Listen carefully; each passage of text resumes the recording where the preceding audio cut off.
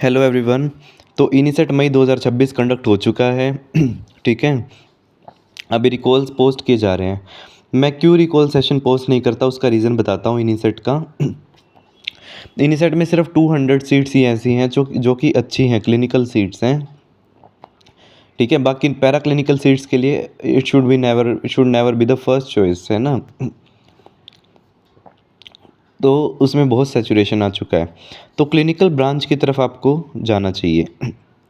और इनिसेट में सिर्फ 200 ही सीट ऐसी हैं जो क्लिनिकल ब्रांच प्रोवाइड करती हैं। तो इनिसेट जो है it's not a good option. अगर आपका इनिसेट अच्छा नहीं गया, यू शुड नॉट डिसअपॉइंट। आप बिल्कुल भी डिसअपॉइंट मत होइए। और आपको ये देखने की ज़रूरत है कि ऐसे अब हम क्या स्ट्रेटजी फॉलो करें जिससे हमारा नीट पीजी में अंडर 3000 रैंक आ जाए। ठीक है। तो ऐसी स्ट्रेटजी मैं लेके आया हूँ।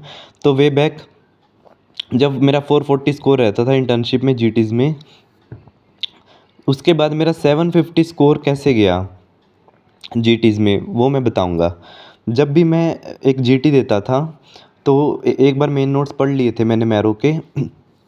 जब भी मैं जीटी देता था तो मेरा स्कोर 450 480 तक ही जाता था। फिर मैंने क्या किया, जो भी मेरी मिस्टेक्स होती थी जीटीज़ में वो मैं लिखता गया। ठीक है। एक रजिस्टर में लिखता गया जो भी इम्पोर्टेंट पॉइंट्स थे, वॉलेटाइल चीज़ें थी, की पॉइंट्स थे। जैसे कि अगर पैराकोक्सिडियोइडिस मिलता है तो आपको क्या मिलेगा, पायलट व्हील अपीयरेंस। तो ऐसे की पॉइंट्स में बहुत सारे की पॉइंट्स में लिखता गया। Cervical cancer with hydronephrosis stage 3B। और पीवाईक्यूज़ भी लिखता गया उसमें रजिस्टर में, जो मेरी जीटीज़ की मिस्टेक्स थी, है ना। तो जब मैंने 40-50 जीटीज़ रिव्यू कर लिए तब मेरा जो है जो मिस्टेक्स थी 40 जीटीज़ के बाद मेरा स्कोर कितना जाने लग गया, मेरा स्कोर 580 तक पहुंच गया। और अप्रैल तक आते आते मैंने क्या किया, मैंने जीटी रिव्यू कर लिए थे 115। ठीक है। तो 40 to 45 जीटीज़ के बाद मेरा कभी 580 कभी 620 ऐसे स्कोर रहने लग गया जीटीज़ में। उससे कम नहीं जाता था। लेकिन जब मेरा स्कोर आता था, जब मैंने 115 जीटीज़ रिव्यू कर लिए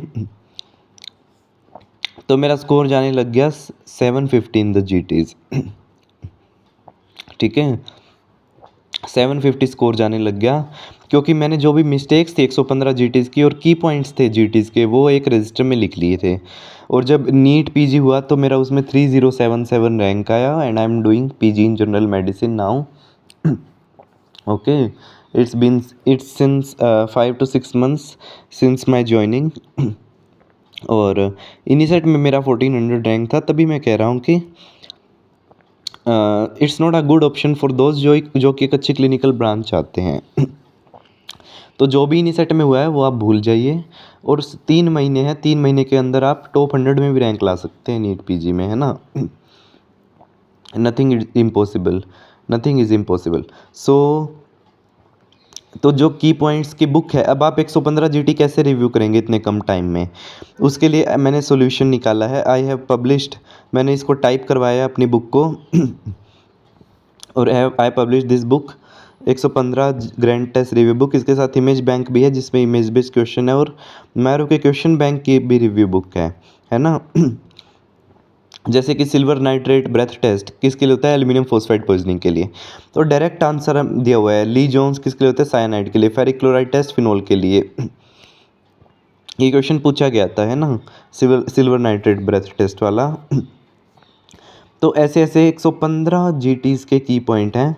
और जो मेरा पूरा पैकेज है वो कवर करता है 50,000 एमसीक्यूज़। इमेज बेस्ड भी हैं जैसे मैंने बताया। उसके लिए उसके बाद है की पॉइंट्स हैं, जैसे कि क्वेश्चन में मिलता है moderately elevated aminotransferase, prolonged PT corrected by vitamin K answer क्या है, कोलिस्टेसिस। ठीक है। Hypervascular central non enhancing scar in the liver, focal nodular hyperplasia. तो ये पिन पॉइंट है ना। अगर आपको ये वाले की पॉइंट मिलते हैं तो आंसर क्या है, world cluster of epithelial cells हैं तो क्या हो जाएगा, मेनिंजियोमा, ड्यूरल टेल साइन।